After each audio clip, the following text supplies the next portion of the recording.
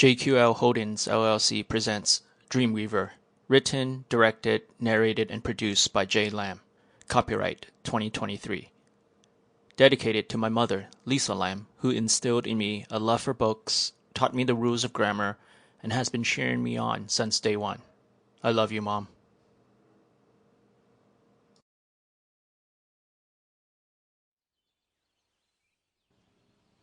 Chapter 1 Encounter. Eva was suffocating from the stench of death around her. Corpses dangled from fresh green trees like some grotesque barren of fruits. The garden should have been pretty, with quiet, shimmering rivers, lush vegetation, and abundant wildlife.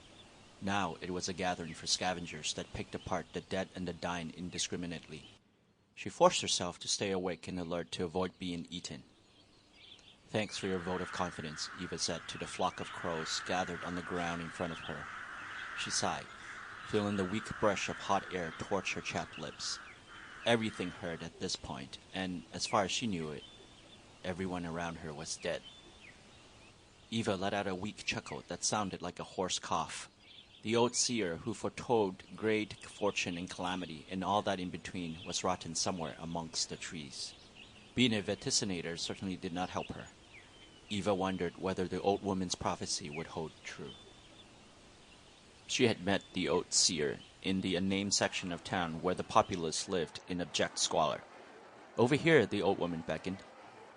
She turned toward the dark alleyway where peddlers of all sorts congregated to sell their wares. Healing potions, hallucinogens, love, hope. The old woman was by her own stand, with a wretchedly scribbled sign that read, "Your future toad," as if that were a foregone conclusion. Eva knew better. Everything there was the same type of lie manifested in various forms. "Don't go there. The Coen brothers will find you that way." "How did you—" The old woman raised a crooked finger to her sign, and her lips arched into an unstable smile. Eva was had. The Seer recounted her past and stated her present, seemingly omnipotent in her accounts. Eva was orphaned at a young age and lived off the streets through thievery, eventually stealing from the Coen brothers. The trouble of finding her was more than the cost of the purloined goods. But they were determined to avenge the affront. Her life to that point neatly summed in a few short sentences. "You were born at the wrong hour, my child," the Seer said apologetically, as if... Sample complete. Ready to continue?